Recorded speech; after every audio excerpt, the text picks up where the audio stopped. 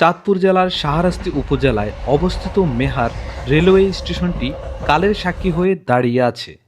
শতবর্ষী এই স্টেশনের ইতিহাস স্থানীয় জনজীবনে এক গভীর প্রভাব ফেলেছে। একসময় এটি ছিল যোগাযোগ ব্যবস্থার এক গুরুত্বপূর্ণ কেন্দ্র।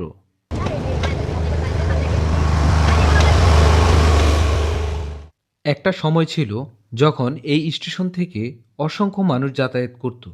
স্থানীয় অর্থনীতি এবং জনসমাগমের ভূমিকা ছিল অপরিসীম। তবে কালের বিবর্তনে এবং আধুনিক যোগাযোগ ব্যবস্থার প্রসারের কারণে এখন মানুষের সমাগম অনেকটাই কমে গেছে। আগে তো যাত্রী যে ইন্ডিয়া তো নাইতো, সিটাং তো নাইতো, 2000 তো নাইতো, পূজা করতো কালীবেট বলি টলিতে বহুত কিছু হইতো। স্পেশাল ট্রেন মেলার টাইমে থাকতো, মানুষ ভর্তি মেলার টাইমে।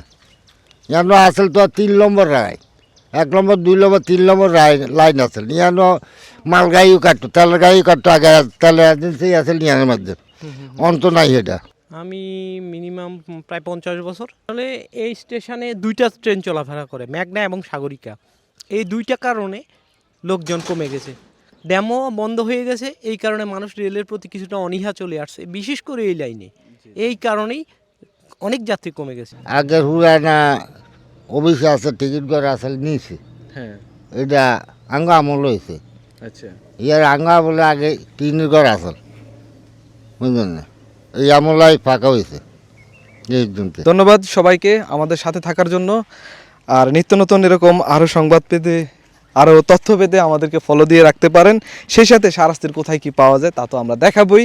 পাশাপাশি হাজীগঞ্জ, রামগঞ্জ থেকে যারা দেখছেন এবং দেশ এবং প্রবাস থেকে যারা দেখছেন সবাইকে অনেক প্রীতি ও শুভেচ্ছা জানিয়ে বিদায় নিচ্ছি। আমি সৌরভ আদনান, ভালো থাকবেন সবাই।